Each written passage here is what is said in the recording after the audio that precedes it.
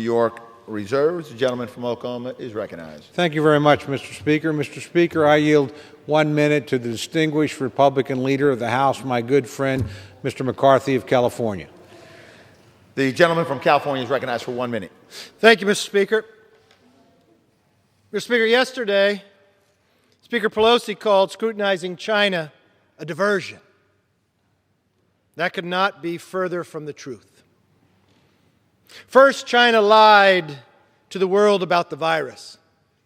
According to a recent study, 95% of this crisis would have been contained in China had not been honest. All they had to do was be honest. Imagine all the lives and livelihoods that would have been saved.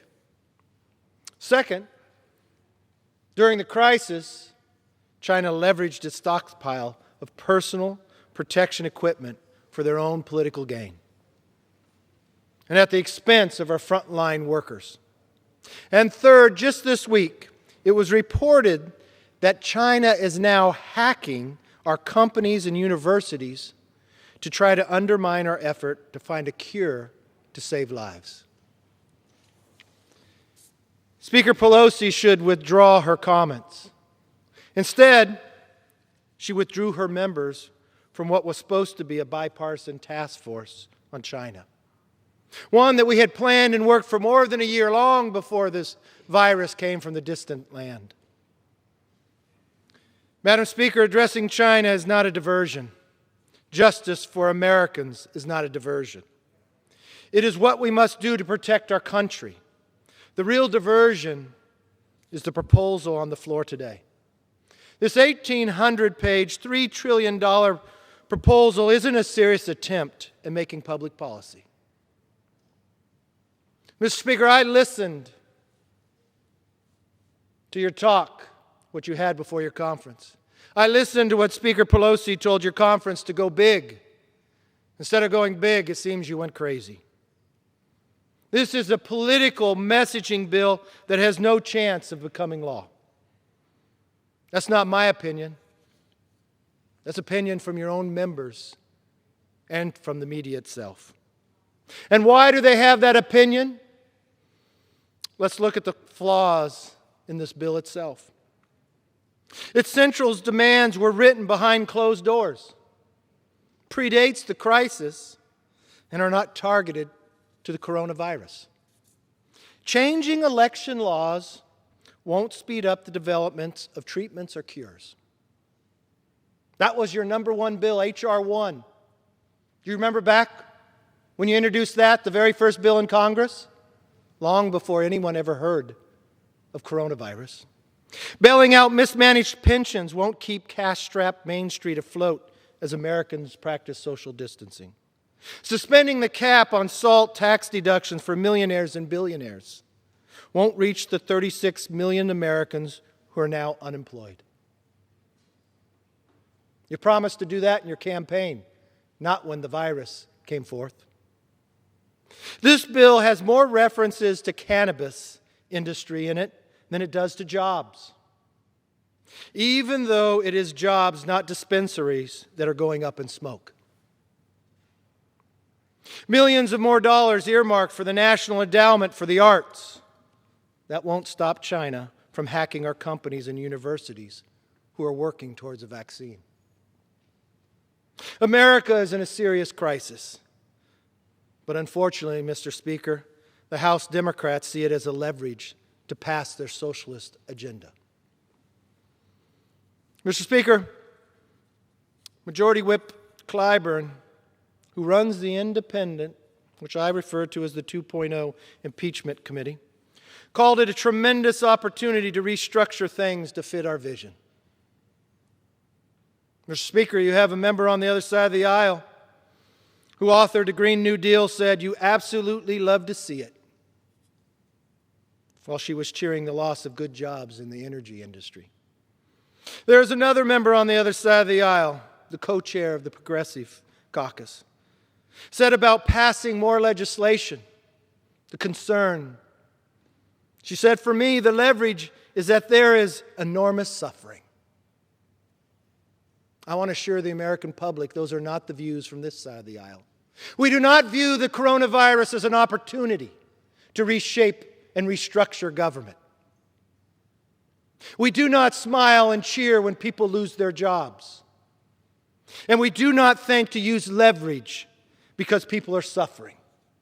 We do not see that as an opportunity to grab every philosophical idea we have that has nothing to do with coronavirus and put it into a bill. That's not who we are. Today's partisan spectacle continues a trend by, unfortunately, the Democrats that have strained Congress's relief efforts from the very beginning. History will write, in January, Democrats were too busy impeaching President Trump to pay attention to what was happening in Wuhan, China. In March, Speaker Pelosi delayed passage of the Bipartisan CARES Act for 5 days. Her obstruction cost millions to lose their jobs and politicized the process, but changed little in the bill. And in April, Democrats dragged their feet over replenishing the crucial Paycheck Protection Program for 14 days, allowing millions of jobs to be lost in the meantime and creating greater uncertainty for cash-strapped small businesses. It's time for the political games to end. It's time to put politics on lockdown and get back to legislating. 1,800 pages. I won't ask you who've read it because I know none of you saw it in committee.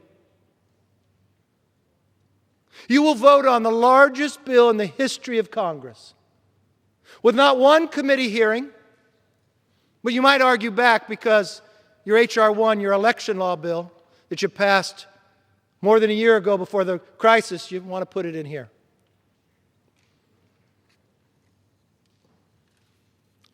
You took the time to change the rules of the floor. There's not many of us sitting on the floor today, Mr. Speaker, because of this virus.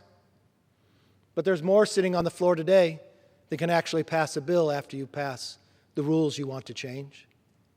You see, to the American public, they might not understand that when you lend your voice for 2 years for the person you vote for to represent you in Washington, may no longer be the case. You see, now, after today, it only takes 20 people. 20 Democrats can hold each 10 proxies to themselves and pass anything they want. Much like what we talked here. It won't stop China from hacking our universities to slow down our ability to have a vaccine. It won't bring a new job. It may help the cannabis industry, but it won't help Main Street. Maybe it helps you in an election because you're going to take an opportunity to try to change that as well. I will warn you, though. The American public is smart. We just saw, Mr. Speaker, just this Tuesday, in a seat in California, where you changed the election law there. You made it an all-mail ballot. That was okay. But when you saw the returns were not coming to the way you wanted, you protested. So you changed it. You actually put a place where people could walk in and vote, but not throughout the district. You picked one area. Where'd you pick? The most Democrat precinct in the entire district. It didn't turn out like you saw just a short time ago, where a Democrat won by more than 9 points. No, it actually flipped. It flipped because the American public is frustrated. They're tired of these type of games they are seeing. They're tired of what they're seeing happening, the Congress not working. There's so many Americans, millions, who are no longer getting a paycheck, but Congress is for not working. What do you say to the Starbucks employee that works just 2 blocks from here, that shows up to work every day, but not Congress? What do you say to the drivers who bring the food to the grocery stores, or those who reshack them every night? That's essential. Or to the medical community to care for us, that's essential. What do you tell your constituents when you're going to ask them to vote for you again? That it wasn't essential for you to work? That you could have given a proxy to one of your friends who could vote for them, who they do not know, who they did not vote for, who did they not lend their voice?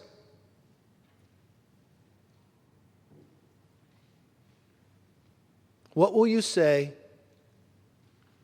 to the constituent in the time of need that you wrote an 1,800-page bill, that you didn't write it, a select few, not in a committee, had no oversight, and that's why it ended up talking about cannabis more than it ever mentioned a job? Yes, this bill is up in smoke and it should end that way. But we should get back to what the American people expect of us. First, to work, to earn your paycheck. And second, to make sure China never has the ability to do this again. For more than a year, I worked with the other side to create a bipartisan committee. They actually said yes. We went down to the date, we named the people, it was February. We were going to announce it, but they backed away. To the American public, I want them to know we welcome Democrats to join us on this committee. Because we know and we understand 95% of this would have never happened had they not lied. We did not invite this virus. We did not welcome it, but we will defeat it if we work together. The first thing is to work together to defeat this bill, this rule, and bring the country back in this Congress what we were supposed to do so long ago. I yield back.